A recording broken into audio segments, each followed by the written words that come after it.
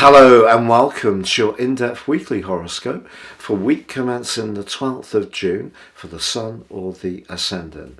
I'm going to give you some standout details that we can all collectively relate to, but please stay with me. I will explore in much greater detail all the ins and outs of each of the 12 zodiac signs from Aries through to Pisces. If you're new here, it's great to have you with us. I'd be honoured if you would subscribe. This is very much a community. If you have any ideas or thoughts, please share them. I try to interact with most. And also, if you're a returning visitor, thank you so much for joining me once more. If you'd like to get your free written daily horoscope fired to your device each morning, please see the subscription link underneath this video. Now this week sees a battle between the senses of logic and emotion. The logic comes from the fact that the Sun is in the sign of Gemini, but was joined late last week by Mercury, the ruler of this sign. This probably is going to see a speeding up in the way we do share information, but both Saturn and Neptune are in house 12, the sign of Pisces, which of course is watery. So we've got the watery energies and restrictive vibe of Saturn applying to the logic and air of the Sun and Mercury in Gemini. So what does this mean? Well, essentially, because Saturn is influencing Mercury, it's possible that our nervous systems can be a little bit more limited. We may not have quite as much physical energy as we'd like, could feel more easily weary, stressed. But the Sun's clash with Neptune can be very draining, but also rather disorientating. It's possible that past energies or past events, because Pisces is the sign of culmination, can somehow inform our viewpoints in the here and now, or those of the people that we encounter. I don't think that this is the best of weeks to be sharing any sensitive or confidential issues with people we don't know very well. Social media in general can seem quite overwhelming and quite draining too. So the best thing that we can do is stay very much in touch with what our more perceptive, emotional and psychological senses are trying to tell us, and don't relate too quickly through our responses with the Sun and Mercury in the sign of Gemini. Now please stay with me for your individual zodiac sign. However, if you would like to ascend above your horoscope forecast and embrace the wonder of more serious astrology, if you give me 3 pieces of personal birth data of time, date and place of birth, I will provide for you your life roadmap report. This will give you a much more intimate understanding of the patterns of influence that have played out in your life so far. In my special package of 30% off, you can also get your 12-month personal forecast. Please see the link beneath this video for more information on this and to order.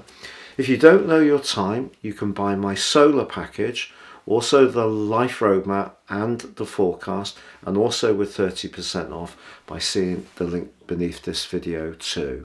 So Aquarius, your week commencing the 12th of June forecast really is exciting because Mercury is a planet that's exalted in your sign, but also rules the second decan of Aquarius. That's the second 10-degree portion of the sign. So the fact that Mercury has moved back into its home zone of Gemini in terms of its air rulership, it's very sparkly for you because it's triggering that air triplicity, but for you it's also house 5. This is where we're most demonstrative, and I just feel that since the 4th of April, certainly with my own experience, there's been a lot of stuff to do with where we live, a lot of thinking about home and family situation, which is very important, but because of the pre-retrograde shadow, then the retrograde, then the post-retrograde shadow, it's all felt quite sluggish. Mercury in the 4th house can be quite inward. We can circulate our ideas, especially around our emotional feelings in our minds, and find it harder to articulate. once it moves into the 5th house, it's really much more outgoing. The jokes can start flying, even the really bad jokes that I tend to say quite a lot. So a bubbly start to the week for sure. It's just that the traditional ruler of Aquarius, Saturn, is in house 2, squeezing our sense of self-worth and possibly finances as well, and that's in a tense right angle to Mercury. So if you've got a great idea, it's important to really believe in it and don't doubt yourself, because Saturn can be that celestial doubting Thomas. Then later in the week, Venus is applying to Saturn as well in the sector of relating. So if you do encounter somebody new, it is important, I think, to be aware of somebody's core values. It's a bit old-fashioned, but I think it really helps. You can have very different interests, friendships and so forth, but if you've got similar approaches around key things, key forming values, that's very useful. And that if that is lacking in a relationship, that could be exposed by that aspect. However, later in the week, Saturn does slam on the brakes. If you have been finding since the 7th of March that finances have dried up a little bit, through to the 4th of November, there may be more work to do, because we're all facing this new reality. Let's be honest about it. But because you're such a creative sign, if anyone can step back and step outside and see things in a new and fresh and innovative way, it is an Aquarius. So it may be necessary to try to create some new income flows by doing things in a new way. Now, as the week draws to a close, there is the new moon. Now, ordinarily, the Gemini new moon is terrific for Aquarius people, because it's very much about being playful, demonstrative, affectionate, setting our intentions when it comes to the pleasures of life, which can be socially, can be romantically.